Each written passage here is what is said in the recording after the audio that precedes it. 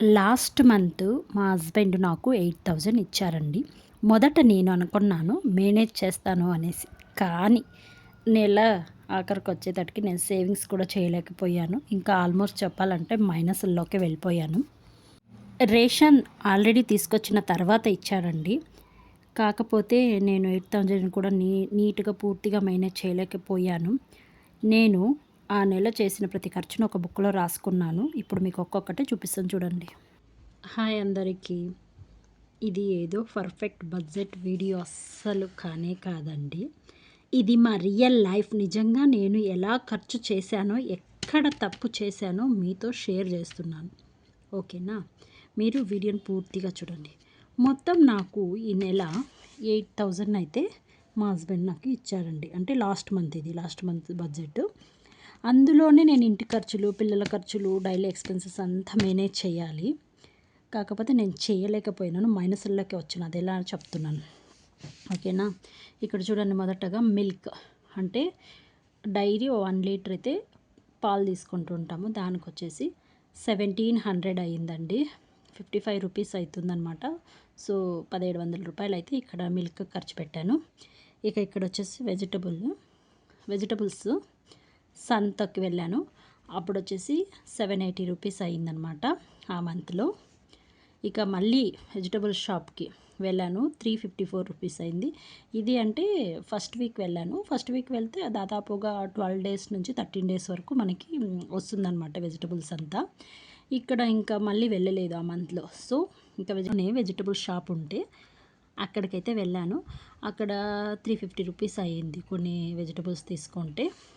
ఇక్కడ మళ్ళీ ఆ మంత్లో అయితే హాస్పిటల్కి వెళ్ళాము. సో అక్కడ 700 రూపీస్ ఖర్చు అయింది.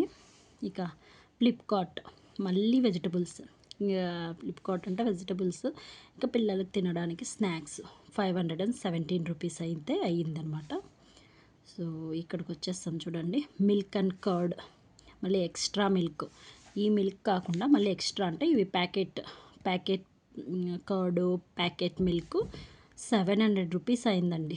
ఎక్కువగా మా ఇంట్లో పాలు పెరిగి యూజ్ చేస్తుంటాం అనమాట. ఎందుకంటే పిల్లలు ఉన్నారు కదా, సో అందుకనేసి. ఇంకా పెట్రోల్ అయితే నాకు బైక్ ఉంది కదా, ఆ బైక్ వచ్చేసి మంత్ అంతా 200 ఒకసారి వేయించాను, ఇంకొకసారి ఫుల్ ట్యాంక్ చేయించినాను. దాంట్లో ఉండింది 348 రూపీస్. టోటల్ కాస్ట్ వచ్చేసి 548 రూపీస్ అయితే అయ్యింది. Next outing ice cream. పిల్లల్ని ఒకసారి బయటకు పిలుచుకొని వెళ్ళాను. సో అక్కడైతే 120 రూపీస్ మాత్రమే అయ్యింది. అక్కడ మసాలా పూరి, పానీపూరి ఏమీ లేదు. సో ఓన్లీ ఐస్ క్రీమే తినేసి వచ్చాము. సో అంత ఓన్లీ తక్కువే అయింది. 120 రూపీస్ అయ్యింది. ఒకే ఒక్కసారి వెళ్ళామండి. ఇంకా మళ్ళీ కర్డ్, పన్నీర్ అంటే పన్నీర్ ఎక్కువ యూజ్ చేస్తుంటారు పిల్లలు, తింటూ ఉంటారు. సో 356 రూపీస్ అయితే దానికి ఖర్చు అయిందనమాట. ఇక 8,000 ఇచ్చారు కదా, దాంట్లో నుంచి 2,500 క్యాష్ రూపంలో వాళ్ళకి ఇచ్చానమాట. ఇది ఓకేనా. టోటల్ క్యాలిక్యులేషన్ చేస్తే 8,275 రూపీస్ అయితే అయిందండి ఎక్స్పెన్సెస్. నాకు చాలా అంటే చాలా బాధ అనిపించింది. దీంట్లో ఏంటి తక్కువ చేసుకుంటామో చెప్పండి మీరు. నేను ఏంటివి అన్నెసెసరీ ఖర్చు పెట్టానో మీరు ఒకసారి కామెంట్ చేయండి, నాకు కూడా తెలుస్తుంది కదా. సో దాన్ని బట్టి నేను బడ్జెట్ ప్లాన్ చేసుకుంటున్నాను. చూడండి, దీంట్లో ఏంది ఎక్స్ట్రా ఖర్చు నాకైతే అర్థమవుతుందిలే. చూస్తున్నా ఏం తగ్గించాలనేసి. వెజిటబుల్స్, ఫ్రూట్స్ అవే కదా కావాల్సిండేది. సో దానికే అవుతుంటుంది. సో పాలు పెరక్కే ఎక్స్ట్రా అవుతుంది అంతే నా దాంట్లో. సో ఇది ఎంత రేషన్ తీసుకొచ్చిన తర్వాత 8,000 ఇచ్చారండి. 8,000 వచ్చినా కూడా ఇంత అమౌంట్ అయింది. అది బెంగళూరులో. ఊర్లో ఉంటే ఇంత ఖర్చు అస్సలు రానే రాదు. నేను పక్కా రాసిస్తాను మీకు. ఊర్లో ఉంటే మాత్రం ఇంతగా రానే రాదనమాట. చూడండి, ఇక్కడ 8,000లో నేను మేనేజ్ చేయలేకపోయాను. నిజం చెప్పాలంటే నేను ఇంకా మైనస్ల్లోనే ఉన్నాను కదా.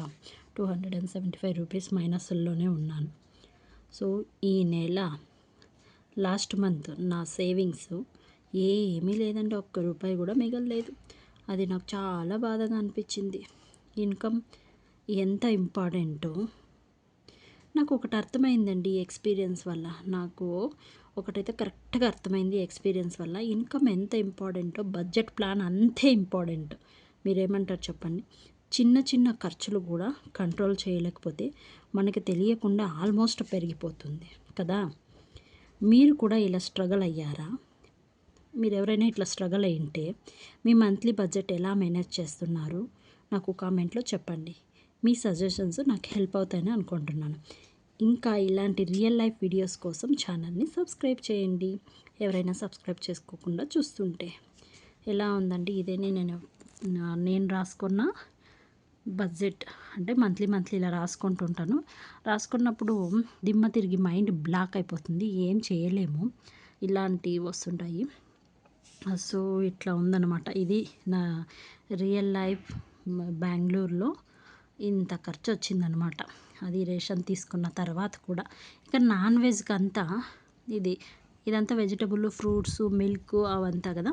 ఇక నాన్ వెజ్ ఉంటుంది కదా, నాన్ వెజ్ అయితే మా హస్బెండే చూసుకున్నారు, వాళ్ళే తీసుకొచ్చారనమాట. మేము వీక్లీ ఒకసారి తినేది నాన్ వెజ్, ఎప్పుడూ తినము. సో ఇది ఇలా ఉంటుందన్నమాట.